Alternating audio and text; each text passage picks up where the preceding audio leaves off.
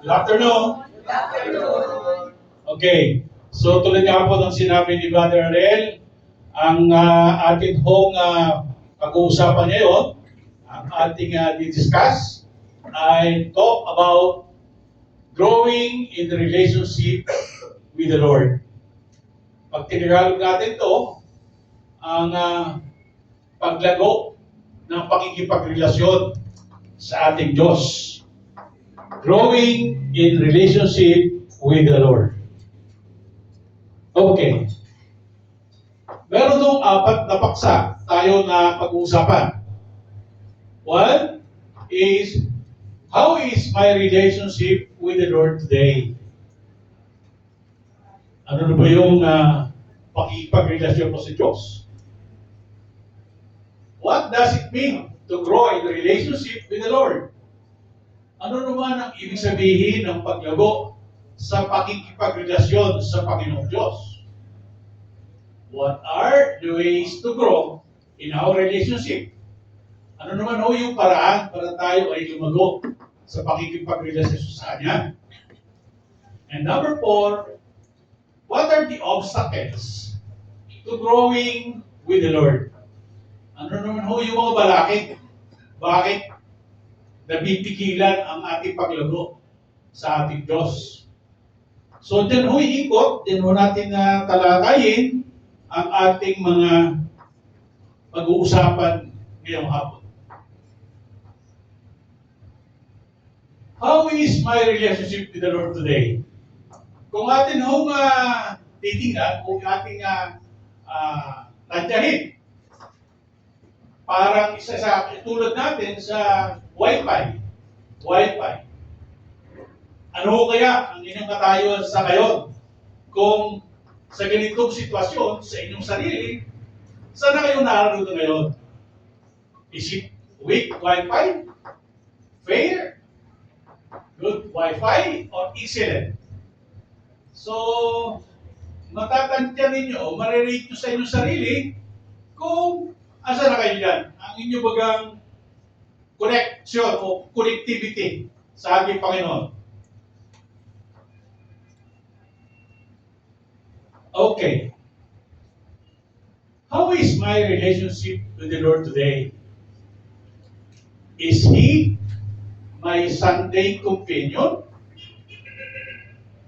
Ito ba'y ang inyong relasyon sa ating Panginoon o sa Diyos ay pang-araw lang ng linggo?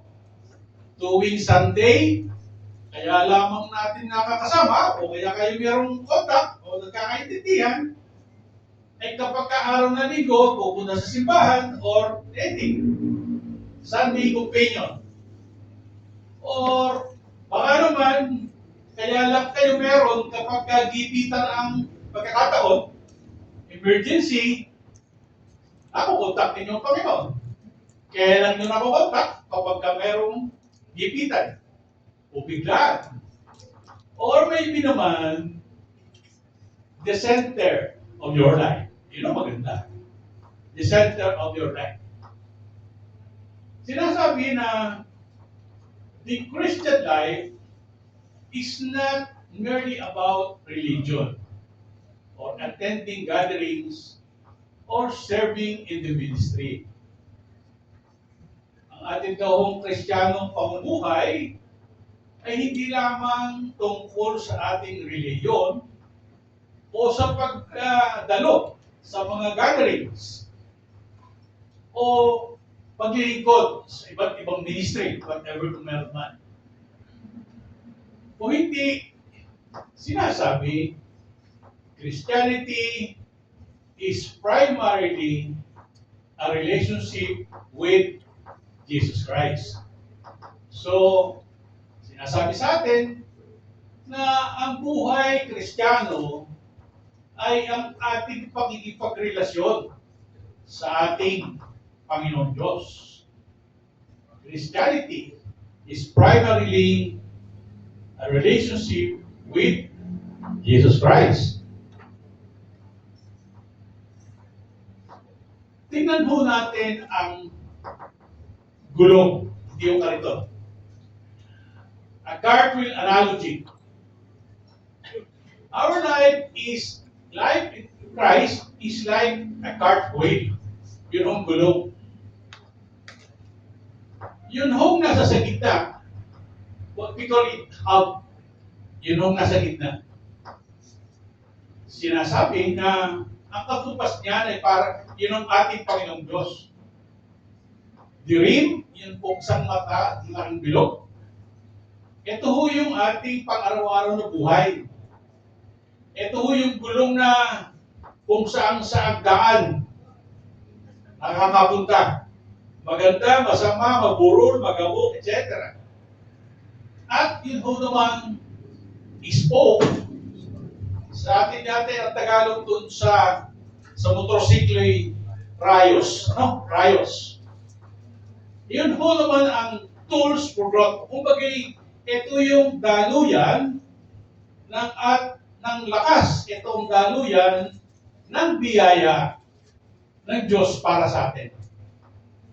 So, si Jesus, ang source ng power. Si Jesus, ang nasa sa gitna. At itong mga spokes na to, ay sinamang nagiging daluyan ng biyaya, power, at ano lahat papunta sa ating pang-araw-araw na buhay. Kaya nga sinasabi, if one spoke is weak, the wheel becomes unstable. So kapag ka ho hindi na maganda o deformed na, hindi na matibay, yung isang rayos o isang spoke, eh yung nakakakita kayo nung tricycle na medyo nagiiwang ng gano'n. Something like that. Kapag hindi na matibay o maalalim ang ating ugnayan sa Diyos. What does it mean to grow in relationship with the Lord? Many of us have grown in wealth, influence, knowledge, and career. But, sabi nga nila, maaaring tayo ay nabubuhay o namumuhay sa kayamanan o yaman. Maaari din namang ma-impluensya, nabubuhay ng may impluensya o may power. Maaari nabubuhay din sa karunungan. At of course, sa ating iba't ibang karera. Yun ang ating katayuan. Minsan, maraming na merong ganitong katayuan. Ngunit, ang tanong, have we grown in intimacy with Jesus? Tayo po ba, sila ba, ay nabuhay na merong kaugnayan o kasama si Jesus? Because success without God often leads to emptiness. Tunay nga ho ito. Kung kayo ho ay nakakapakinig ng mga kwento o may nagsasabi na ang dami ho nung gano'n, yung mga ang yayaman na nila, ang dami na ng kanilang kabuhayan. Pero minsan sila nagtatanong, kulang pa rin, naghahanap pa rin. Kulang. Sila ho'y gano'n na ka-influensya, pero kulang pa rin. Kulang pa rin. Kaya nga po, sinasabi na yung kanilang hinahanap na pagkukulang na yun, dahil hindi nga sila makontento, ay ang tingin ko'y ang hinahanap nila kung paano sila makontento, ay yun din ang ating hinahanap. Iyon ang Panginoong Diyos. Sapagkat dahil kung kasama mo, alam mo, ang Diyos ay yung kasama, meron kayong relasyon sa Kanya, yung hinahanap mong kakulangan, dapat ay iyon ang patatagpuan sa Kanya. How is my relationship with the Lord today? So, tinatanong naman sa atin, a relationship with God is know Him personally. Ang ibig sabihin, para tayo ay makipagrelasyon, paano? Kailangan muna naman, siyempre, ay ating maunawaan, makilala Him personally. Ano? Trusting Him completely, loving Him wholeheartedly, and walking with Him daily. So, kung inyong titingnan, doon sa talk number 1 ng ating CLP, ang unang talk doon ay, who is Jesus Christ? What is God's life? Punto na kung saan ay pinakikilala sa atin kung sino si Jesus. Ano? At kung ito'y inyong makikilala at ito'y inyong tunay na naabot ka ng inyong kaalaman ng maraming bagay tungkol kay Jesus, ang kasunod doon ay pagtitiwala sa Kanya. Para gahuyang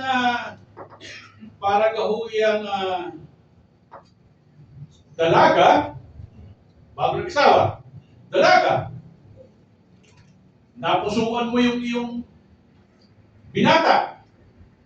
Eh bago dumating kayo sa pagpapakasal, asawa, eh tiniyak muna ng babae nga kilala niya ang kanyang pakakasalan, ang babae, ang lalaki. Knowing Him personally. At kapag kakilala mo na, kaya mo nang magtiwala sa Kanya sapagkat kilala mo na kung sino siya. At dahil ikaw ay nagtitiwala na sa Kanya, siyempre, ang kasunod, mamahalin mo na siya. At kapag mahal mo na siya, magkakasama na kayo. So, ganun din ang sitwasyon.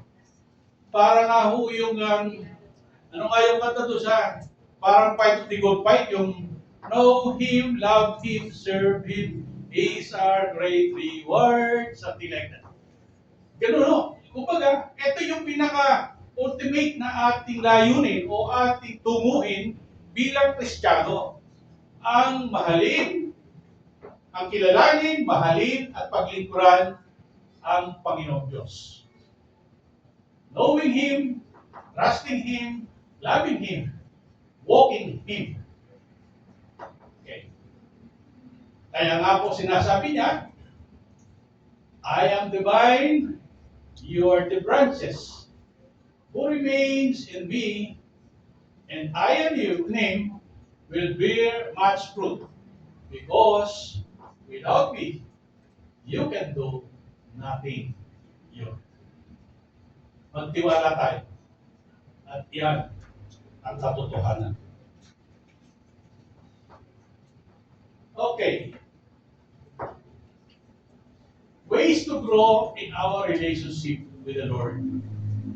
So, ano naman ho ang mga paraan para tayo lumago sa ating pakikipagrelasyon sa Panginoon?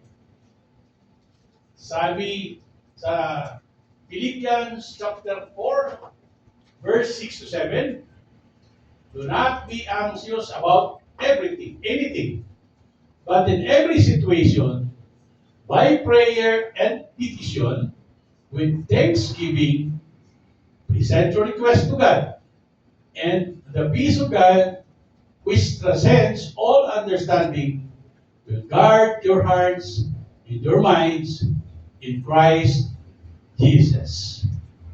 Tinagalog pa ho, huwag kayong mabalisa sa anumang bagay, kundi sa bawat sitwasyon, sa pamamagitan ng panalangin at pakiusap na may pagpapasalamat, ihayag ninyo ang inyong mga kahilingan sa Diyos at ang kapayapaan ng Diyos na higit sa lahat ng pangunawa, pag-iingat sa inyong mga puso at isipan kay Kristo Jesus. Growing through prayer. Ang unang paraan para tayo ay lumago sa pakikipagrelasyon sa Diyos ay sa pamamagitan ng pagdarasal. No? And it is a conversation with God. Ang pakikipag-usap sa Diyos. Tinuro din sa atin nung nakaraang mga talks about Acts method ng pagdarasal. Napakabuti nga po, napakalaking bagay, napakalaking tool ang panalangin para tayo lumago. Sa Acts method, tinuro sa atin, adoration, confession, thanksgiving, supplication. At itinuro pa rin sa atin, sinabi pa rin na kung ikay mananalangin, ay mas mainam na pumasok ka sa isang silid, magsarado ka ng pintuan, at kayong dalawa lang ng Panginoon ang nag-uusap at nagdadasal. Napakainam lubha talaga itong prayer. Sapagkat ang pagdarasal ay isang kasangkapan kung paano tayo lubos lumago. Prayer. Sa aking karanasan o sa aking katayuan ngayon, napakaraming pagkakataon na aking napatunayan at aking naramdaman na tunay na sa pamamagitan ng panalangin ay nararamdaman ko ang pagpapala tunay na kasama ko ang Diyos. Isang pagkakataon, ako'y merong ding dinadalang sakit sa katawan. Ako'y may prostate enlargement. Ay di ko'y dahil doon, nakita, diet mo. Ako'y sa totoo lang, ako'y medyo na kinakabahan, medyo nag-aalala. Dahil marami rin akong makilala na lumalaki yung prostate. Aba, ay hindi nagtatagal ito. Maya-maya ay cancer na. Nakakatawa, nakakatakot. So, with that, okay. Ako yung nagsimulang manalangin at talagang talagang tayong team akong nakipag-usap sa kanya. Pero dahil nga po sa esensya ng aking pag-ugaya, ng aking pakikipag-usap sa kanya, aba, sabi ng iba, parang mira sapagkat dahil doon, kasama na naman siyempre yung ginawa mo rin inisyatibo, papagamot, sa awalan nyo siya normal na ang aking katayuan niya. Ganon. Napakabuti mo, napakalaking bagay ng panalangin. Ako'y sa pediatrics, nagpapamedical check-up. Bago pa ho nag-COVID, yung sa pediatrics, wala pa ho yung parking building. Yun lamang unahan, harapan, ang parking area. Eh di napakahirap na parking. Ano? Eh di, minsan, may schedule ng papacheck up, alam kong napakahirap ng parking. Pero ngayon pa man, bago ko umalis sa amin, ako'y nagpasal na ng dasal. Ang sabi ko Lord, alam mo naman ang hirap ng parking sa pediatrics. At napakatagal bago ko pipila pa doon sa doktor papalista, nagmamadali ka. Lord, tulungan mo naman ako. Lambing naman. Sana naman pagdating ko ng pediatrics, meron ako parking. Ano pa? Sinabi ko yun bago kami umalis.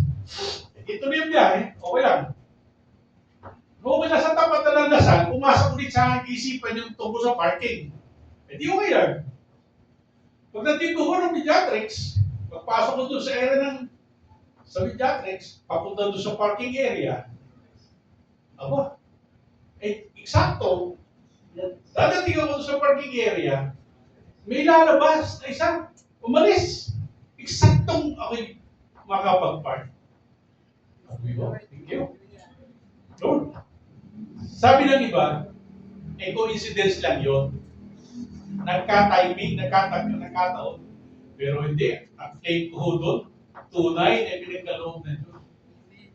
Ganon, gumalaw, ganoon, pagkalabi mo Diyos, kapag ka nakakaintindihan kayo, tunay ho yun. Kaya ho, mainam, at kung paano tayo lumago sa ating pakikipagrelasyon sa Diyos, tunay na iyong mararamdaman. Paano ka hindi maniniwala doon? Nakikita mo talaga ang nararamdaman. Yun ang bisa ng dasal para tayo ay lumago sa relasyon sa Diyos. Meron pa rin nga akong malapit. Kasamahan din natin sa community. Yung kanyang nakatagpo, natipuhang, medyo tinamaan ni COVID, gusto niya talaga. Kumbaga, kanyang, parang sa kanyang pakaramdam, ito na yung lalaki para sa kanya. Abay, ang ginawa ho niya talaga, talagang siya nagdasal. Nagdasal, at patun, benda, etc. Ganun siya. Would you believe? Sila rin nga ang nagkatuluyan. Ganun pabisa ang dasal. Tunay na mararamdaman mo ang pag-ibig ng Diyos, mararamdaman mo ang blessing ng Diyos kung ayon sa inyong tunay na relasyon at katayuan. Grow through prayer, speaking to God. Okay, pag-usap po tayo sa Diyos. Actually, ito rin ho ang aming itinutok ni na Brother Ariel sa mga kakasalin sa Pregena. Itinuturo din ho kung paano dapat magdasal. Kami ho kasi parehong nagbibigay ng panayam sa mga kakasalin. Ako sa Lemery, si Brother dito sa Trinity yata. No? So, napakainam. So, isang napakabisang kasangkapan para tayo ay lumago ay ang pakikipag-usap sa Diyos through prayer. Sabi dito, prayer means, ngayon, sa pakikipag-usap mo, prayer means consulting God before decision. Bringing our worries to Him. Listening to His discretion. Surrendering our plans. Consulting to God decision. Alam ko, ninyo ito meron ganito rin mga sitwasyon. Nagbuo ng isang negosyo. Ngunit sa pagbubuo ng kanyang negosyo, ay talagang ang kanyang paniniwala ay sa sarili na lang niya talaga talaman, kakayanan. At dahil sa akin, ang tawag namin dito medyo self-centered. Malaki ang tiwala sa sarili. Kumbaga, hindi man lang nasambit sa Diyos yung kanyang mga plano, etc. Pero, huwag ka. Sa banda-banda roon, nagkaroon niya yun ng problema. Saka pa ngayon siya, naalaala niya ang Diyos. Saka pa ngayon siya, lumapit at nagdadasal para sa Diyos. Samantala, noong binubuo mo yan, ay hindi mo man lang naitanong sa Diyos kung ito di okay lang, pwede ba sa tama ba sa akin, etc. So, ang ibig sabihin, kailangan sa ganitong bagay, ay atin din namang ini-involve ating tanongin para sa ganitong paraan, ang inyong ugnayan at nagagagay ka kung ano talaga ang tama ayon sa kalooban ng Diyos. Bring our worries to Him. Kung tinuturo sa atin din yan, na kung ikaw ay merong malaking dalahin, lumapit ka sa Diyos, pag-aaganin niya ang iyong dalahin. Don't worry. Listening to His direction. Kumbaga, ano yung direksyon ng gusto niyang mangyari para sa iyo. At ito iyong napapakinggan, ito iyong naiintindihan. sa paraan kung paano kayo nagkakaroon ng ugnayan. Surrendering our plans. Kaya nga sinasabi sa Proverbs chapter 3, verse 5 and 6, trust in the Lord with all your heart and lean not on your own understanding. Yan. Liwanag to. Number 2, grow through God's Word. Yan. Hearing God speak. Read the Bible. So, ito isa ring paraan kung paano tayo lumago sa pakikipagrelasyon sa Diyos. Sa paraan naman, tayo ay nagbabasa, nag-uunawa sa nilalaman at mensahe ng Diyos sa pamamagitan ng Biblia.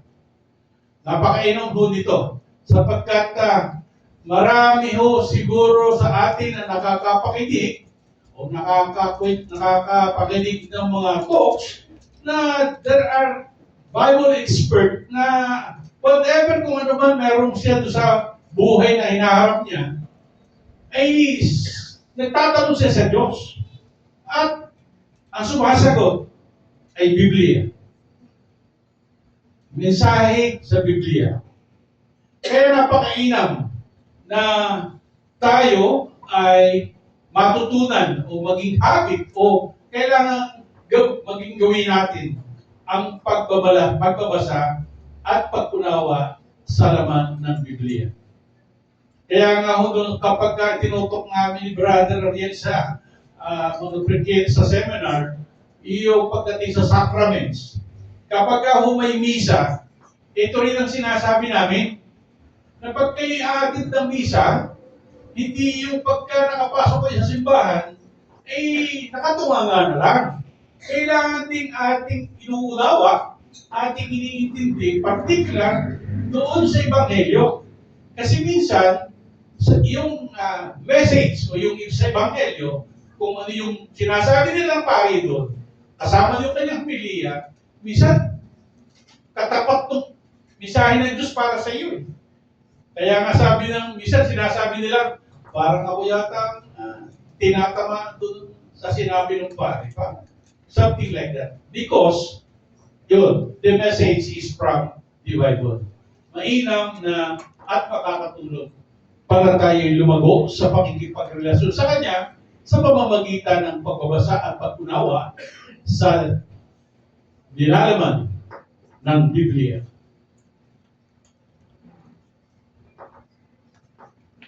Sabi rin dito, God's Word, hearing and speak, the world filled with social media opinions, business pressure, and political issues. We need God's truth to guide us. Tunay nga ho naman, sa panahon natin ngayon, talaga ho kayo malilito na. Pagdating sa social media, minsan alinagadini ang tama, alinagadini ang tamang pagkumpaniwalaan. Ang dami na ho na ngayon ng fake news. Tunay na kayo malilito.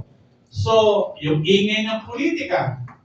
So doon, laging sinasabi natin, kailangan natin ang katotohanan ng Diyos para gumabay sa atin.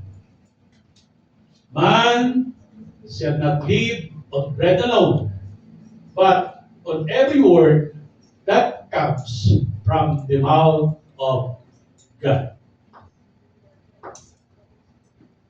Number 3, ways, paraan, community, growing together. You were not designed to grow alone. BCDP itself is a gift, a community of men, on each other, accountable in faith and in business. Tunay nga naman na malaki ring tulong ang merong community.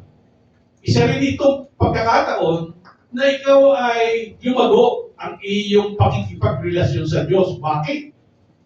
Sapagkat sa isang community tulad ng BCBP, napakaraming bagay ang maaaring maituro sa atin, magawa sa atin sa pamamagitan ng community.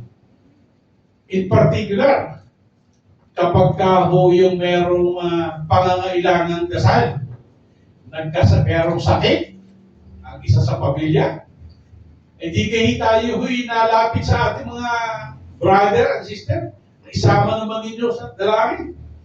Community prayer, nagdadasal. At isang malaking bagay na ikaw ay merong community, kumbagay where you belong, parang gano'n. Meron kang kasama. Meron kang magagawa. Naalala ko yung sabi nung isa nating kasamahan, VCB sa level. Ang kanya hong negosyo ay contract grower, farm, yung kanyang farm, nasa likod bahay lang niya.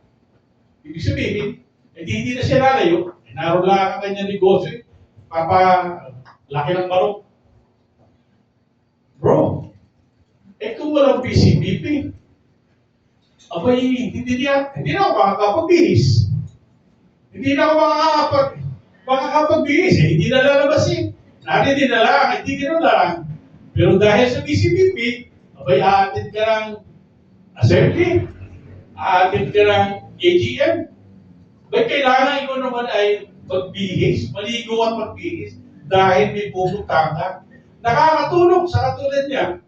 Ang ganito, may community. At napakalaking bagay. Lalo na ho at nararamdaman ko sa akin sarili ngayon. Dahil ako ho ay nagretiro na sa gobyerno. Huwag nyo na yung tanong ko ilang taon ako. Ngayon mo ho nararamdaman ang kabutihan ng community. Dahil kung wala rin ho kong kinabibilangan community katulad dito, may kuminala ho lagi mag-isama o magkakasama lagi sa amin. Dahil yung mga naho namin, meron na rin kanya-kanya. Wala nang makakasalubungan iba. Kasi pagka ho nag-retiro, naliit na ang iyong mundo. Ang nakakausap, totoo yun. Ilan na lamang, napakainam na meron kang ganitong community na makakatulong sa'yo. Sabi lang ng iba, kaya ko na, mas magaling yung sarili na lamang. Magdasal, naudala, pero hindi. Kailangan meron. Ang isang naging halimbawang nakita ko ay para gaho yung siga ng Boy Scout. Yung, ano ba English doon? Bonfire. O yun, bonfire. Kapag pinisama-sama mo yung kahoy at iyong sinindihan at nagliyab yan, ang lakas ng apoy. Ikaw, ang laki. Pero subukan mong kumuha ka ng isa at ilayo mo sa karamihan, wala. Unti-unti namamatay, nahina, namamatay. Ganun din ho. Kapag umiiwas tayo, hindi tayo sumama sa ganitong mga gawain sa ganitong community. Kaya napakainam na sa buhay natin ay merong ng community. Nakalagay pa nga ho dun kanina, meron tip kanina na nasa na yung kanina? Yeah. Practical tip. Have at least one brother you can call when you are struggling. Napakainam. Hindi doon makukuha ito sa ating community.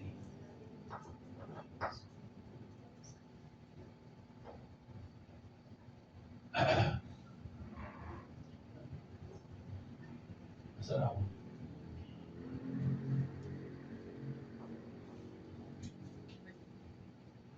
Wala yata ako. Yan. Apa, yun. So, community. The other one. Number 4 is true obedience and trust. Ano? Sa pamamagitan naman ng pagsunod at pagtitiwala or love in action. So, love is proven by obedience. Growing in relationship means forgiving when it is difficult. Ganon katindi. Acting honestly in business or in profession. Loving difficult people. Trusting God during uncertainty. So, yun ang mga ah, punto na kumbagay bahagi ng ating buhay Kristiyano. If you love Him, keep my commandments. Sinasabi niya. Dahil mahal mo ako, ay gagawin mo ang mga bagay na hindi karapat-dapat o hindi masarap sa iyo. Love in action.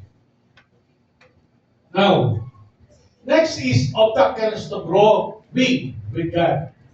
Ano naman ho yung mga balakid sa ating paglago, sa ating pakikipagrelasyon sa Diyos? One, busyness. Ito ho ang malimit nating natatapawan na dahilan pagka ho tayo'y nag-iimbita sa ating CLP o mag-iimbita tayo para sa breakfast. Ang sabi ho nung ating nakakausap ay, busy naman ako bro eh. Ano bang aking wala naman. Hindi na nga ako magkatugagati sa aking trabaho, sa aking hanap buhay. Busy. Iyon ang mga kalimitang nasasabi. I don't have time. So sila ho, ay kumbaga ay tiwala again sa kanyang sarili na hindi na kailangan ng Diyos. Ba siya ay naniniwala doon sa kanyang kakayanan, sa edukasyon, sa kanyang skills, o sa kanyang experience. Hindi na siya dumidepende sa Diyos. Sa katotohanan, it is not a time problem. It's a priority problem. Schedule God first. Sabi nga in Isaiah chapter 43, verse 2, when you pass through the waters, I will be with you. And when you pass through the rivers, they will not sweep over you. Another obstacles, guilt and shame. Sabi niya yun eh, I have been away too long. God must be angry. Dahil kumbagay siya ay matagal nang nawala, medyo meron na siyang sinasabi niya ay meron ng guilt and shame. Kaya ayaw na siyang tumalo. Yan. Pero, sabi niya, galit na raw ang Diyos sa kanya dahil matagal na siyang nawala. Wala na komunikasyon, wala na, malayo na. Pero sabi ng Diyos, remember, the Father running toward the prodigal son. He is not angry. He is waiting. Siya ay naghihintay. The other one is dryness. Yan. Hindi naman ako sinasagot ng Biblia. Paramdam ko, pag nagdadasal ako, wala lang. So sabi niya, show up anyway. Relationship has season. Keep coming. Dami tayo niya. Nalalagay. Kaya nga ho, pinag-uusapan sa BCBP, quality. Sapagkat ang dami natin, bago tayo makapag-produce, makatapos ng isang CLP program. Pero, bisan, ang daliri namang nawawala eh. Eh di kailangan matroubleshoot yung somewhere there na kailangan ito'y ating ingatan, tulungan, kaya makasama para yung kanya, hindi siya abutin ng dryness. Distraction. Ito mo yun yung kawalan na ng palatagan. Wonders during prayer. Huwag wala ng ganong inspirasyon. Magulo na ang kanyang taispan. Speak loud. Walk and pray. Find what works for you. Yun. Ulitin natin in Isaiah 43, verse 2. When you pass through the waters, I will be with you. And when you pass through the rivers, they will not sweep over you. Oh, tapos na. Conclusion. Seek. In Matthew, sabi niya, chapter 6, verse 33. Seek first the kingdom of God and His righteousness, and all these things will be given to you as well. Ulitin natin. Seek first the kingdom of God and His righteousness, and all these things will be given to you as well. Sabi nga, businesses will rise and fall. Careers will have seasons. Positions and titles will eventually pass away. But your relationship with the Lord, that is the one investment that will last for eternity. That is the one investment that will last for eternity. Prayer. Atin niya akong sabay-sabay na basahin. Lord, I do not want to barely know about you. I want to know you more, love you more, and walk with you more each day. Isa pa nga ako. Lord, I do not want to barely know about you. I want to know you more, love you more, and walk with you more each day. Amen. So, bago ko magtapos, tayo may magkaroon ng ilang personal reflection. Where am I now?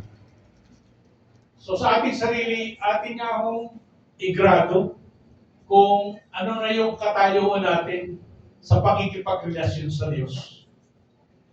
And a scale of 1 to 10, how close do I feel to God right now? A scale of 1 to 10, how close do I feel to God right now? What number came to mind and why?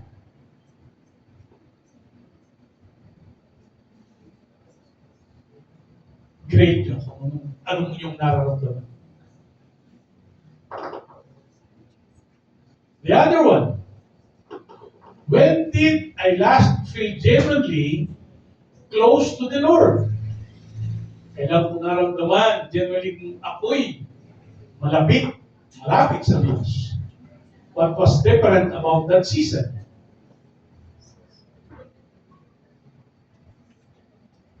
What is the biggest barrier to my relationship with God at this moment? Ano ho yung pinakamalaking hadlang sa aking pagrelasyon sa Diyos sa kasalukuyan? Busyness, guilt, dryness, or something else?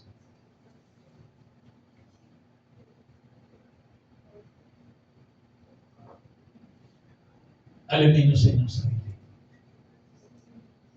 Number 2, what is God saying to me? Which part of today's talk resonated most with me? And why?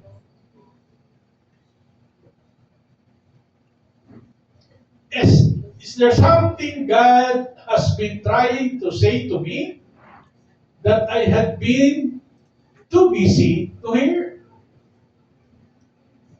Meron bang bagay na gustong sabihin ng Diyos sa akin na ako naman ay lubang abala para pakinggan? Which Bible verse from today felt like it was written specifically for me?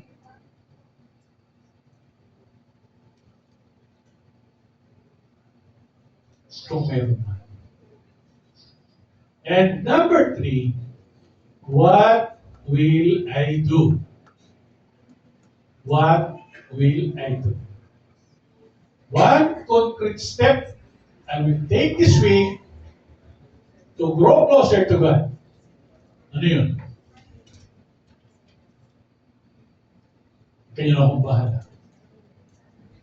One person I will start to take talks with. Your spouse, the son, business partner, or teammate. And how will I hold myself accountable?